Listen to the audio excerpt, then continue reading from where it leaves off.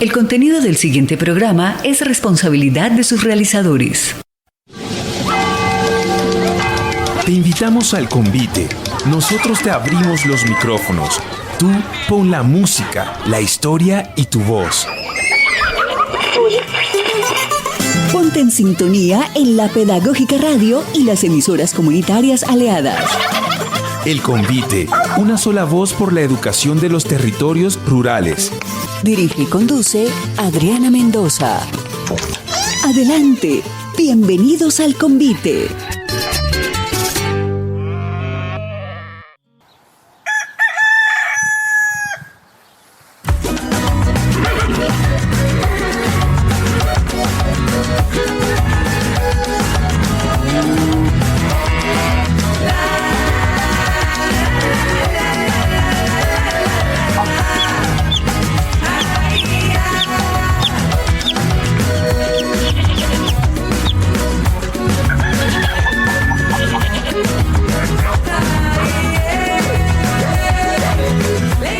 Bienvenidos y bienvenidas a un nuevo convite, programa de la Pedagógica Radio dedicado a los territorios rurales. Hoy el convite se mueve no precisamente a los territorios rurales, sino a uno de los territorios más importantes de nuestro país, el Congreso de la República, aquí donde se toman decisiones importantes que por supuesto también tienen que ver con nuestros territorios rurales. Nuestro programa de hoy, Proyecto de Ley de Educación Rural y Campesina. Bienvenidos. Síguenos en Facebook como @programa radial El Convite UPN y en Instagram como @El Convite.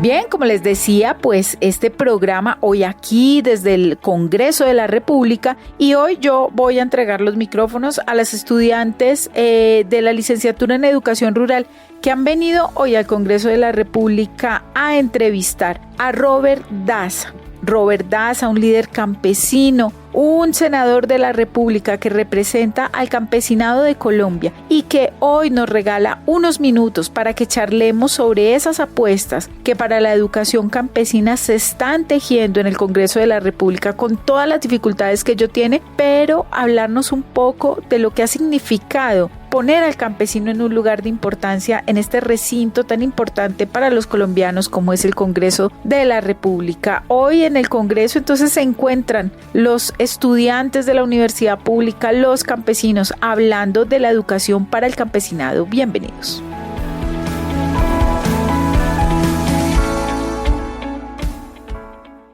Estás escuchando El Convite, sintonizados con los territorios rurales.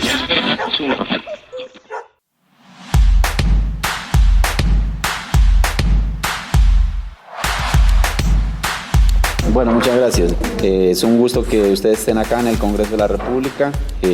Pues comentarles que yo soy un líder campesino de hace unos 40 años de lucha. Soy ingeniero agrónomo de la Universidad de Nariño. Actualmente estoy ya terminando mi tesis para la maestría en agroecología. Decidimos no seguir con la agricultura del veneno, sino con la agricultura de la vida. Y pues bueno, hago parte del Coordinador Nacional Agrario, que es una organización campesina que asocia unas 67 organizaciones a nivel nacional, a lo largo y ancho del país.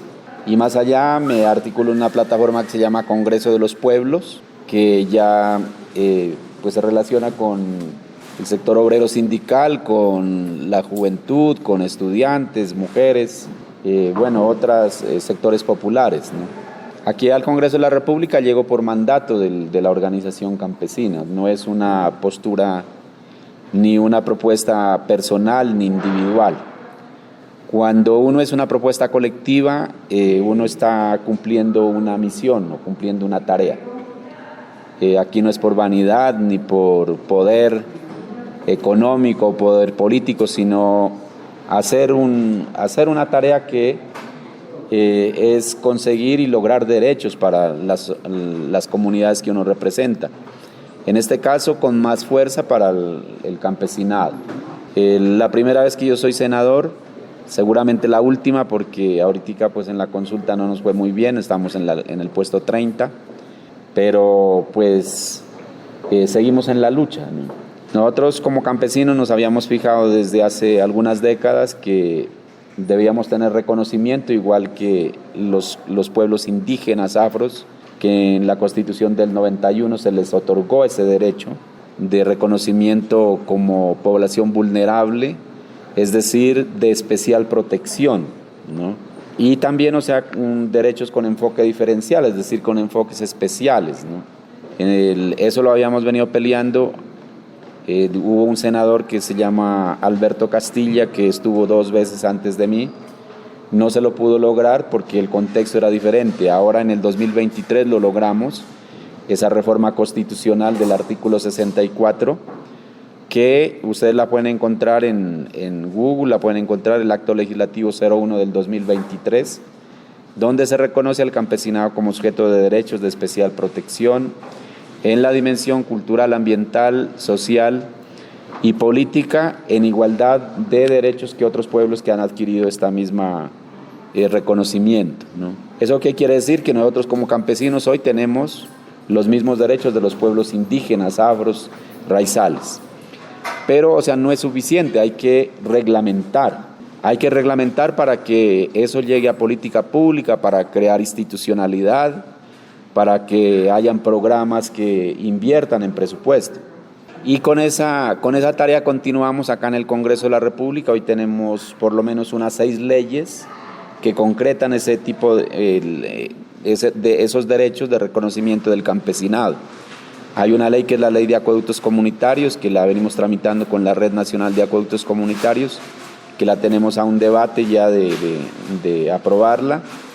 Está la ley de cultura campesina, que es política pública de cultura campesina por el Ministerio de Agricultura. La ley que reconoce la agroecología.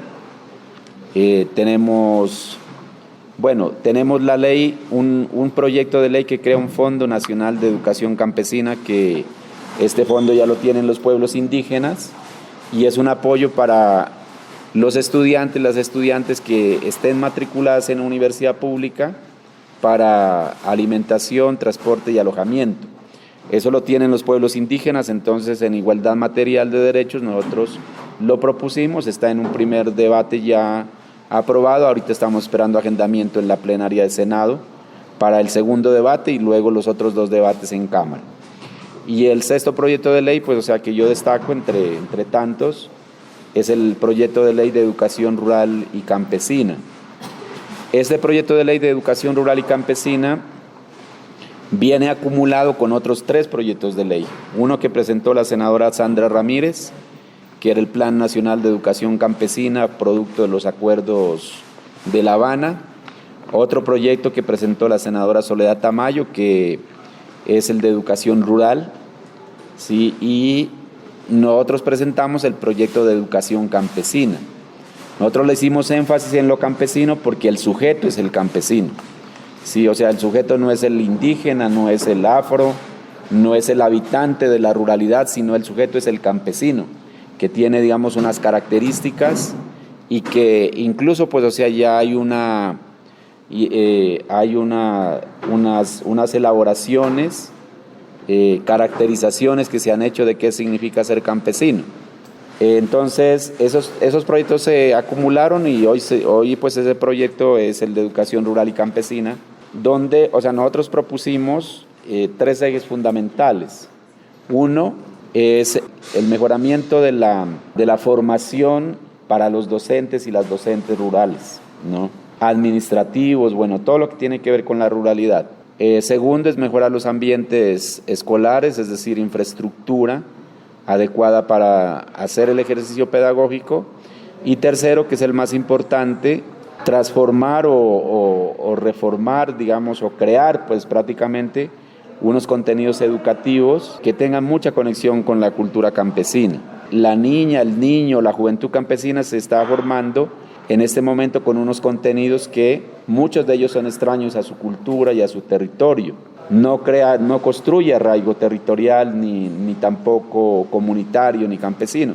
Entonces, necesitamos que esa educación y esa formación campesina sea una educación que esté acorde a la cultura campesina y esté acorde también a los territorios, ¿no? Entonces, ese, digamos, en sí es el centro del proyecto. En la plenaria, bueno, ya se han hecho 2 debates, ahorita va para un tercer debate en la Comisión Sexta de Cámara y luego en la plenaria de Cámara. Este no es un proyecto inicialmente que reforma la Ley 115, no lo es, sino que le da, digamos, énfasis y le da fuerza al concepto de campesino y rural. Seguramente después tendremos que presentar un proyecto de ley, o no siquiera proyecto de ley, sino que nosotros estábamos esperando que el gobierno, que mi gobierno del cambio, presentara un proyecto de reforma integral del sistema de educación a nivel nacional. Nos quedamos esperando, no lo presentaron. Es decir, reforma a la Ley 30, reforma a la Ley 115, que no sucedió. Entonces nos toca en el siguiente periodo legislativo y presidencial, con la comunidad educativa, con todo el sector intelectual, investigador de los temas educativos, con los sindicatos, ponernos nosotros a elaborar esa propuesta y presentarla, ya que el gobierno no fue capaz de presentar. Sí, o sea, al Ministerio de Educación le quedó grande, o sea, no presentó esa reforma que la necesitamos tanto para la educación superior como para la educación básica y primaria. Entonces, esta ley que presentamos no es una ley de reforma de la Ley 115, ¿sí? O sea, lo que pretendemos nosotros es empezar a darle unos enfoques a los contenidos de la educación rural y que seguramente, cuando ya se asuma una transformación ya más profunda de los contenidos, pues será ya una reforma a la Ley 115 que se haga, ¿no? Bueno, yo dejaría hasta allí esta exposición y escucharles a ustedes unas 2 o 3 intervenciones, ¿no? El mensaje que yo les doy a ustedes es que nosotros ya arrancamos un camino de reconocimiento de los derechos del campesinado. Los campesinos en este momento no tenemos la normatividad que tienen los pueblos indígenas, que llevan más de 30 años construyéndola. Sí, nosotros tenemos este paquete de proyectos de ley que todavía hace falta darles debate para que se conviertan en ley de la República. Logramos en este periodo, reconocer la jurisdicción agraria, la reforma a la ley, al artículo 238, esta reforma a la ley al artículo 64, 2 reformas constitucionales en favor del campesinado. Los pueblos indígenas tienen 16 artículos que les amparan derechos. Sí, tienen más de 20 leyes que reglamentan esos artículos y tienen más de 48, creo que son 48 decretos que vuelven política pública esos decretos. Los campesinos, en este momento, tenemos la reforma constitucional que la pasamos, la jurisdicción agraria que es general, no únicamente para campesinos. Tenemos también, este paquete de leyes que estamos avanzando, y logramos 2 artículos en el Plan Nacional de Desarrollo, que en este momento ya son decretos, ¿sí? El decreto 0780, que reconoce los territorios campesinos agroalimentarios y fortalece también, las zonas de reserva campesina, pero este es exclusivo para territorios campesinos agroalimentarios, y el decreto, si no estoy mal, 2010 también del 2024, que reconoce la Comisión Mixta de Asuntos Campesinos.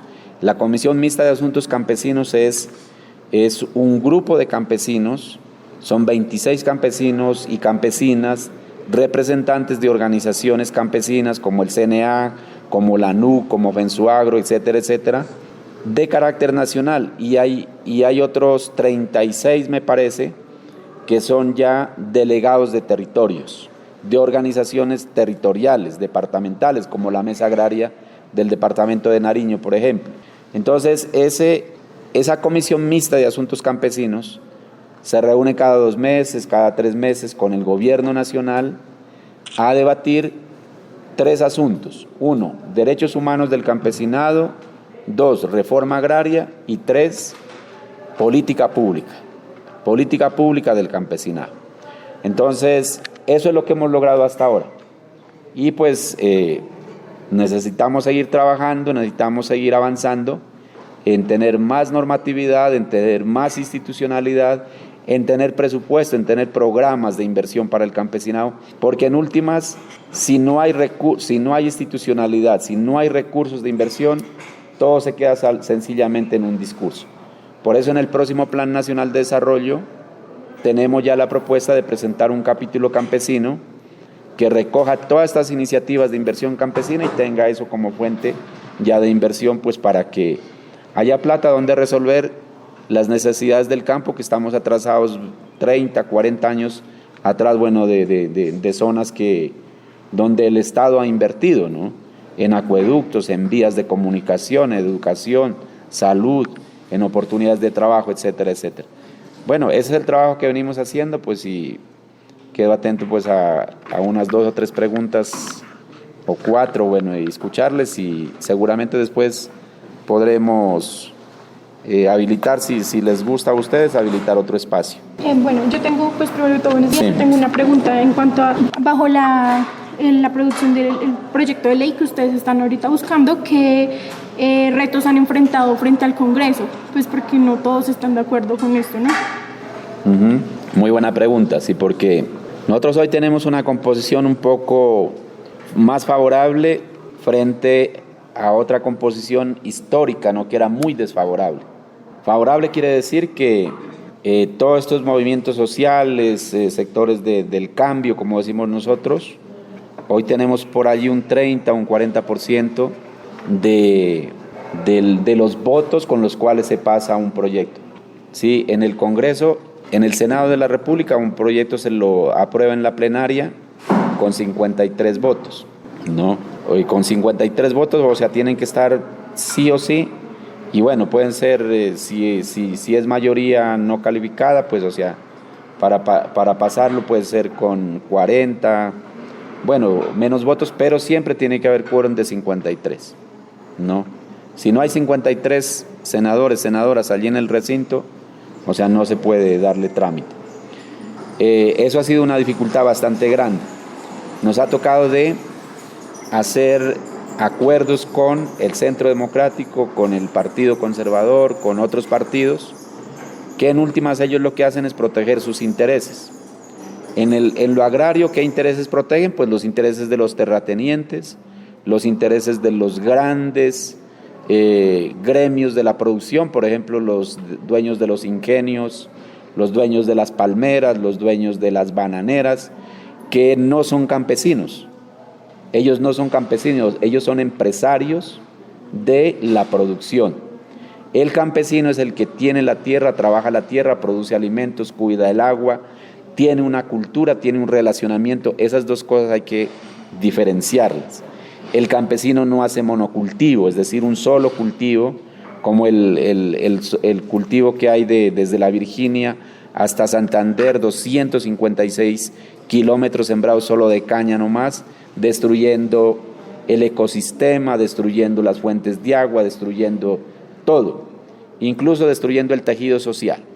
Entonces, en la zona, en los territorios campesinos hay familias campesinas, hay interrelaciones sociales, hay interrelaciones culturales, hay una historia, ¿sí? Y eso es lo que nosotros defendemos acá.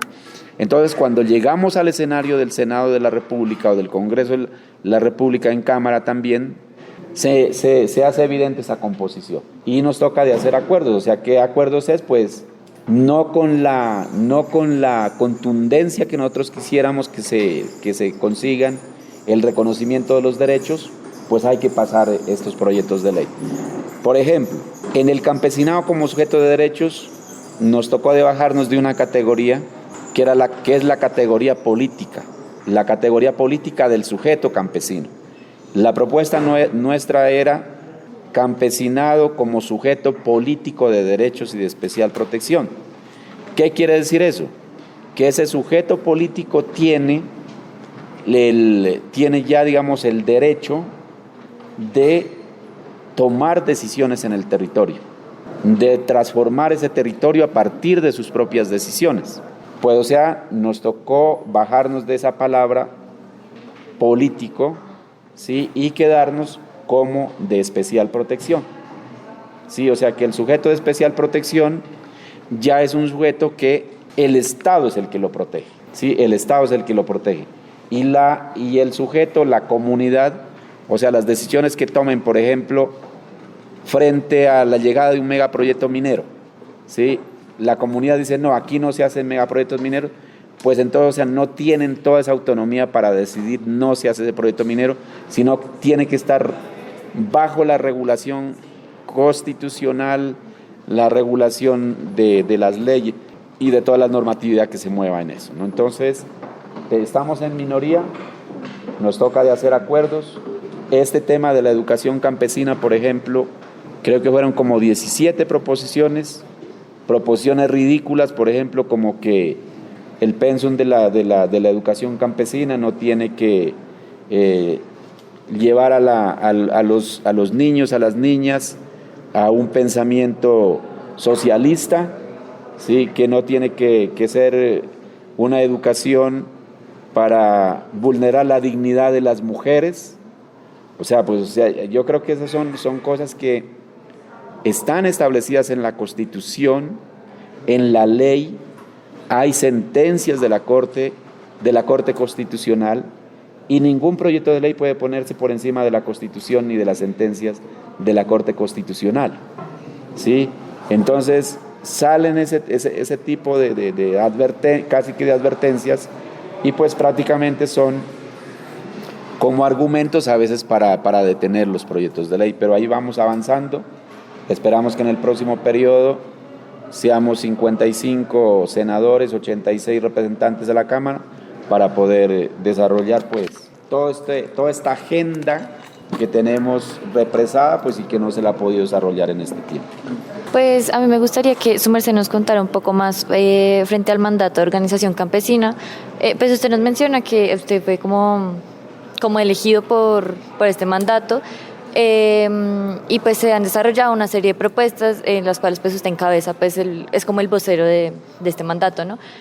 A mí me genera mucha curiosidad saber cómo es el contacto con ellos frente a las propuestas que usted pues presenta acá, para mantener como la relación directa entre la situación que se presenta allá y la que usted pues expone acá.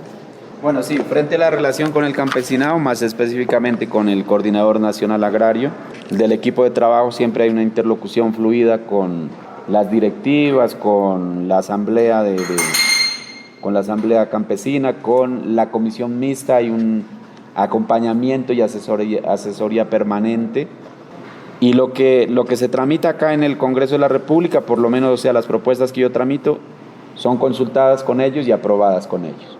Nosotros a eso le hemos llamado la legislación popular, porque nosotros en la curul, ni yo como senador, me invento las cosas que se proponen acá en el Congreso de la República.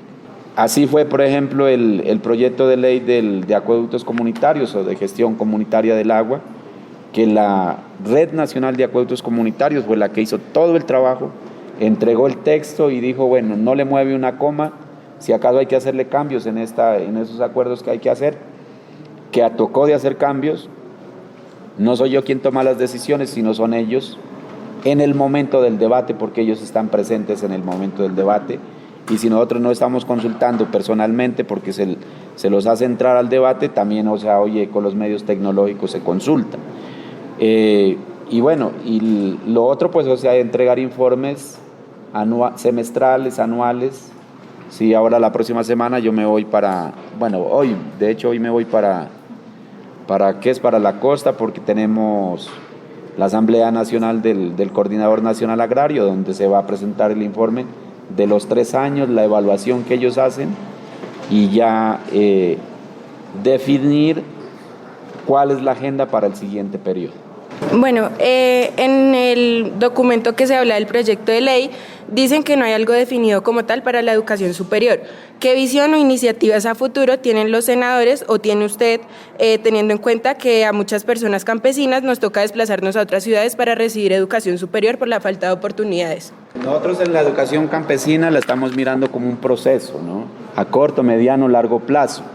En sí nosotros vamos casi que detrás de lo que los pueblos indígenas han venido desarrollando. Ellos tienen ya Ellos ya han logrado un currículo de educación propia, incluso currículos, o sea, que los imparten en su misma lengua, ¿no? Tienen incluso sus propias pedagogías, ¿no? Formas de enseñanza, etcétera, y eso está aceptado por el Ministerio de Educación. Nosotros vamos hacia allá. Hoy en educación superior tenemos 2 proyectos de ley que se les va a dar ese énfasis. O sea, uno es la Universidad del Catatumbo y el otro es la Universidad del Macizo, que ya están radicados en Cámara de Representantes. Pero, o sea, más allá, digamos, o sea, de la creación de esas 2 universidades, el proyecto de educación superior campesina es que la juventud campesina tenga escenarios de formación de educación superior en los territorios, con enfoque campesino.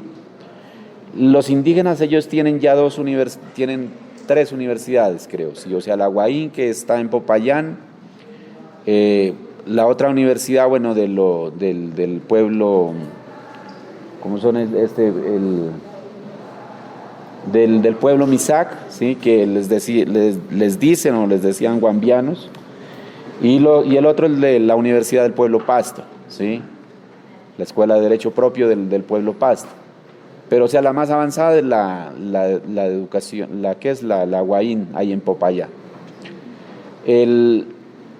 O sea, ¿cuál es la característica de eso? O sea, que la formación de las ciencias es universal, ¿sí? La matemática es universal, la física es universal, porque son leyes de la naturaleza que no se la puede cambiar, así sea usted indígena, así sea usted europeo, así sea usted afro. O sea, no puede cambiar, o sea, las leyes de la naturaleza, pero sí usted les da una interpretación y una aplicación de acuerdo a su cultura. Sí, le da una aplicación de acuerdo a su cultura. Entonces, en esas universidades, por ejemplo, se tienen que formar los ingenieros civiles, ingenieras civiles, que hagan los caminos en los territorios indígenas o los territorios campesinos. Y la concepción, digamos, o sea, el pensamiento, el diseño de una carretera desde un pensamiento campesino a un pensamiento citadino es diametralmente diferente. O sea, porque el campesino ve lo que no ve el ingeniero civil, que es formado en una formación, digamos, o sea, de ciudad. Sí, entonces hacia allá nosotros tenemos el proyecto, seguramente en unos 10, 20 años, ya gracias a Dios, en unos 10, 20 años, bueno, no sé cuándo, eso depende de la fuerza que le metamos. Sí, pero en sí el proyecto de educación superior campesina es el enfoque campesino en la educación para que en los 840 municipios que son la mayoría campesina en Colombia, se formen los estudiantes, sí, o sea, que van a llevar el desarrollo a los territorios campesinos, ¿sí? Y que el ingeniero civil, el ingeniero agrónomo, el médico, la médica, abogado, abogada, maestro, maestra que se forme, entienda qué es ser campesino, sienta qué es ser campesino, porque pueden haber docentes que se identifican con el campesinado, que de manera consciente saben qué significa ser campesino. ¿Sí? Entonces esa es un poco, digamos, o sea, como la proyección de la educación superior, que apenas no apenas, estos son sueños de hace muchas décadas, pero apenas estamos empezando nosotros a tener una idea de que objetivamente es posible desarrollar. Bueno, mi pregunta es, ¿cuál considera que es el principal cambio que este proyecto de ley aportará a la realidad educativa del campo colombiano? Bueno, el principal cambio yo creo que es la conciencia de que tiene que haber una educación pertinente en el campo y en la ruralidad, ¿sí? Que a los niños, a las niñas y a la juventud rural no se la puede seguir formando con las mismas metodologías, con los mismos contenidos de la juventud y de la niñez que se la forma en los sectores urbanos, ¿sí? Entonces yo creo que ese es el principal aporte. Y a partir de allí, pues, o sea, ya empezar a desarrollar el ejercicio de tener unos contenidos propios, ¿sí? Porque esos son construcciones también que hay que hacerlos. O sea, en el mundo, aquí en Colombia, son muy pocos los contenidos que se tienen y experiencias que se tienen de educación propia campesina. Sí, hay algunos autores que han trabajado bastante, pero con unos enfoques, digamos, un poco neoliberales, no tanto de desarrollo endógeno, es decir, de desarrollo del mismo territorio. Sí, por ejemplo, Polan Laki, que es un autor brasileño, él habla muchísimo de la educación rural, sí, pero es una educación para volver empresario al campesinado, ¿sí? Y ese volver empresario al campesinado es una discusión muy profunda que tenemos que desarrollarla, ¿sí? O sea, ¿cuál es la característica del campesino empresario? ¿Sí? Es la misma característica del empresario europeo, del empresario gringo o del empresario de acá de Bogotá. ¿Sí? O sea, porque todo eso tiene que ver como con la sostenibilidad del planeta, con el uso de los recursos naturales, de las fuentes, o sea, que existen de las materias primas del entorno. Sí, entonces, o sea, nosotros conocemos un empresarismo que es depredador. De hecho, hoy el planeta está amenazado porque a los empresarios no les importa acabar con un ecosistema para montar una empresa y obtener ganancia, por ejemplo, ¿sí? Entonces, o sea, ese tipo de formación, por ejemplo, tenemos que tenerla en cuenta, y es lo que con este proyecto de ley empezamos nosotros a poner el debate, no únicamente en la opinión pública, en el Estado, en el gobierno, sino también en la misma comunidad campesina. La misma comunidad campesina tiene que decidir cómo queremos que nuestros hijos, nuestras hijas se eduquen y se formen. La juventud campesina tiene que decidir, ¿nos formamos con esta propuesta de enfoque diferencial de educación campesina o nos vamos a una universidad de la ciudad a formarnos de una manera diferente? Pero tienen que haber opciones y opciones muy claras, muy sustentadas para que la juventud sobre todo pueda decidir. Ya que estamos hablando un poco sobre la juventud participativa en esta toma de decisiones, quisiera preguntar si la juventud campesina sigue haciendo parte de esta toma de decisiones y si no, ¿cómo podemos aportar para que ellos sientan o para implementar el amor que se siente sobre la cultura campesina para que este proyecto no se muera y siga evolucionando? Bueno, sobre la juventud, el sector rural y el campo se está envejeciendo, o sea, porque la juventud tiene más oportunidades de empleo, de trabajo, de generación de ingresos en la ciudad. Y pues, o sea, ese es un problema que todavía no se ha resuelto, pero, o sea, está enunciado. Hay muy poca participación de la juventud digamos, en estos debates, pero yo creo que eso es parte como del proceso, ¿no? O sea, la intención sí es que la niñez y la juventud haga parte de estas discusiones. Ustedes conocen, o sea, como jóvenes que conocen la juventud, o sea, la juventud es como pragmática, ¿sí? O sea, ver y creer las cosas un poco más rápida, el acceso a la tecnología, bueno, cosas, o sea, que sean creíbles y sobre todo que no sean engaños, ¿no? O sea, la juventud, o sea, cuando se hacen promesas y no se cumplen, pues, o sea, se desencanta rápidamente y lo que hace es emigrar, ¿sí? Entonces, o sea, eso de la juventud, pues, o sea, ya las organizaciones campesinas tienen sus proyectos de escuelas, tienen sus proyectos de organización, de atracción, pero yo creo que en el momento, por ejemplo, que nosotros tengamos una universidad del Macizo, que tengamos una universidad del Catatumbo funcionando, eso va a contribuir muchísimo porque es crear ambientes donde se pueda dar este tipo de debates. Sí, se pueda dar este tipo de debates, pues, y esperamos a que eso así sea. Bueno, si se llega a implementar este proyecto, ¿qué estrategias se tiene, pues, para atraer o mantener docentes capacitados en estos contextos rurales? Precisamente yo creo que ese proyecto de educación rural y campesina tiene que empezar a crear los programas de formación en el contexto campesino, ¿sí? Por ejemplo, en la Universidad de Nariño arrancamos con una licenciatura en educación básica primaria que tiene muchísimo énfasis en la ruralidad, ¿sí? Se arrancó con 160 estudiantes. Hay muchísimos estudiantes que son docentes de la ruralidad, ¿sí? Y hay otra juventud que la mayoría también son jóvenes campesinos y campesinas que no tuvieron la oportunidad de llegar a la presencialidad en la universidad y a partir de allí se empiezan a formar. Entonces, o sea, el Estado, el Ministerio de Educación y desde las comunidades tendrán que demandar, por ejemplo, programas de formación que tengan énfasis en la ruralidad y en el campesinado.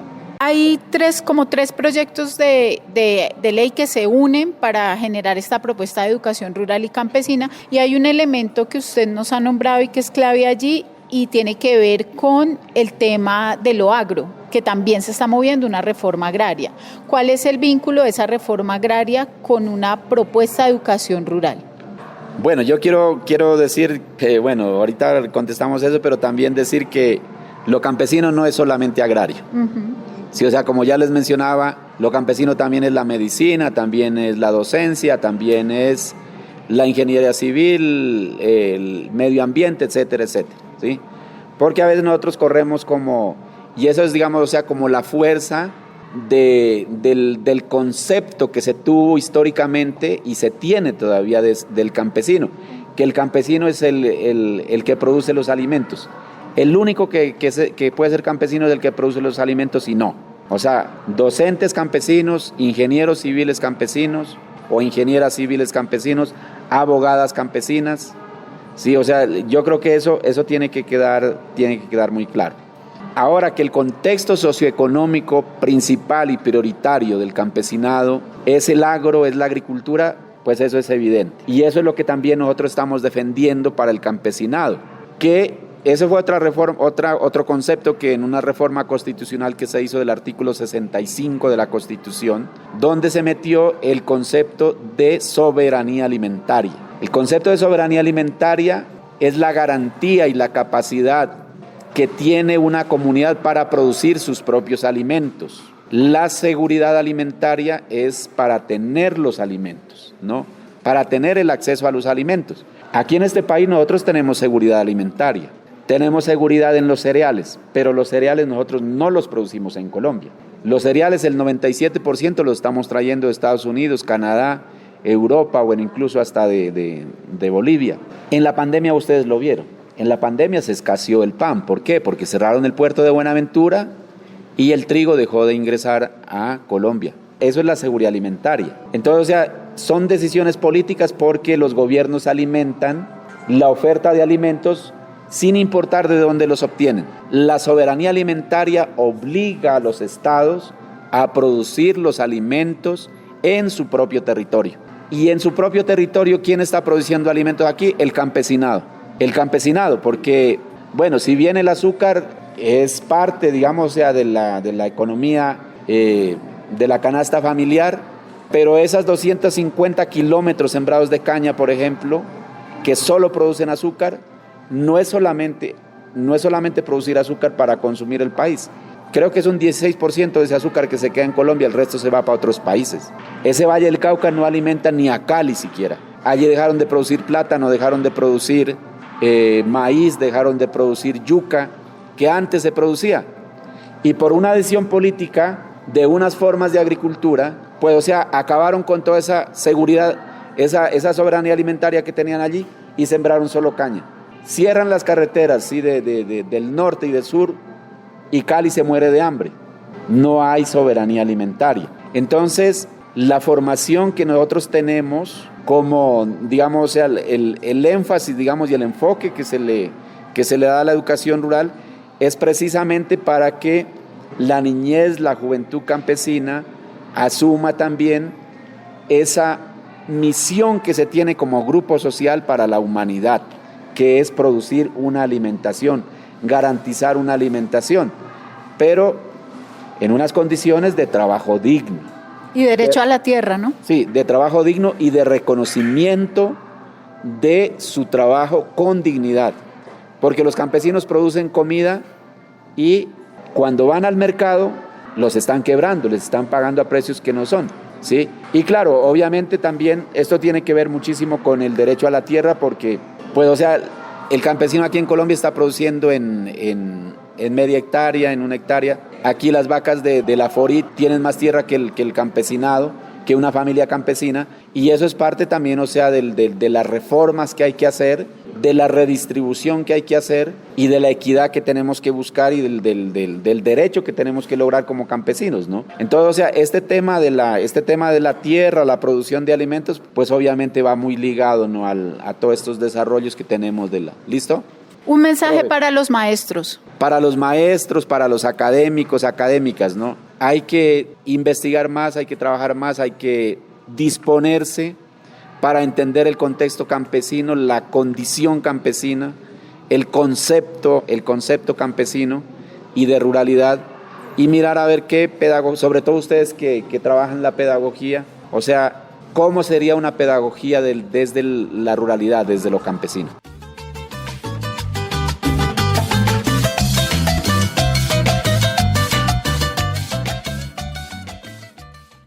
Estás escuchando El Convite, sintonizados con los territorios rurales.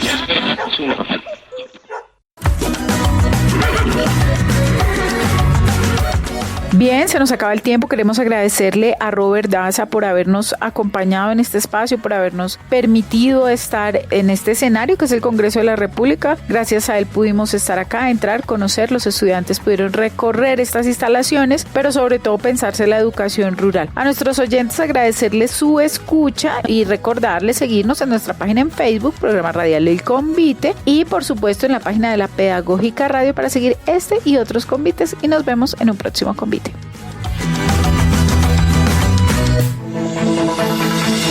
Escuchas La Pedagógica Radio, transmitiendo desde Bogotá, emisora virtual de carácter educativo y cultural de la Universidad Pedagógica Nacional, educadora de educadores. Pedagógica Radio, voces y sonidos que enseñan.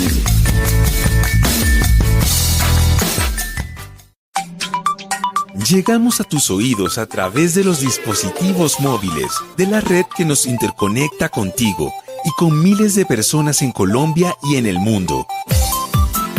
Somos tu emisora, La Pedagógica Radio.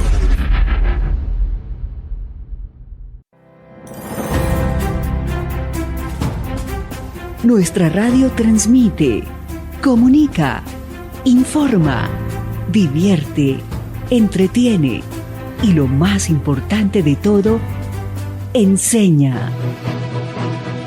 Compartir conocimiento con entrega, amor y profesionalismo desde nuestros micrófonos para el mundo se ha vuelto pilar de nuestra labor.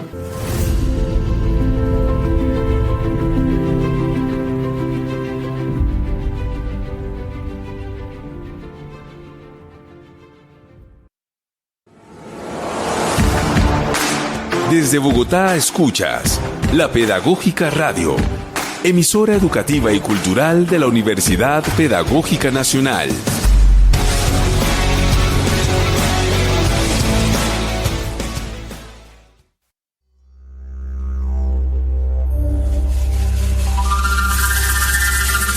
Desde lo más profundo de los territorios indígenas, campesinos y afros, raizales y palenqueros, llegan las voces de las comunidades, cuyo único puente es la radio, de la mano de maestras y maestros comprometidos con la vocación de enseñar y transmitir a través de las ondas sonoras de nuestra emisora. La Pedagógica Radio. 8 años de contenidos etnocomunicativos desde y para los territorios. Campesino y campesina, venimos a agradecer por cada palabra, por el guarapo y la caña, por sus casas de memoria en medio de la montaña.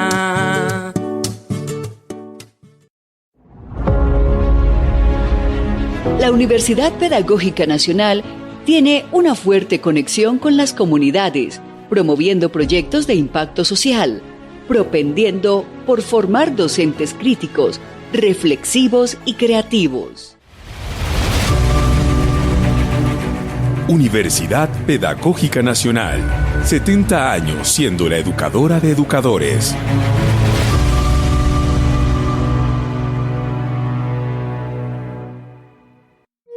Naturaleza somos todos. Abusamos de la tierra porque la tratamos como si fuera nuestra.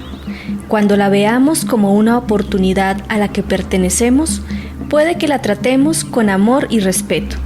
Aldo Leopold, 1887-1948, ecólogo y ambientalista estadounidense.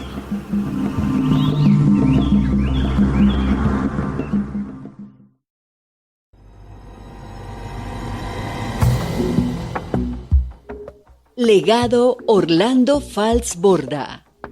Cultura ribereña.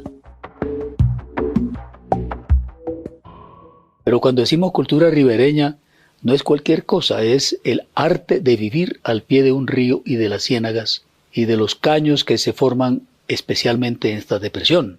Que la depresión momposina es un mar interior, que muchas veces no lo respetan los dueños de fincas y de haciendas, y cometen el gravísimo error de convertir a los playones en tierras para el ganado, o lo van cercando y quitando ese espacio que es libre y para todos, simplemente para acumular dinero y sus ganancias como terratenientes.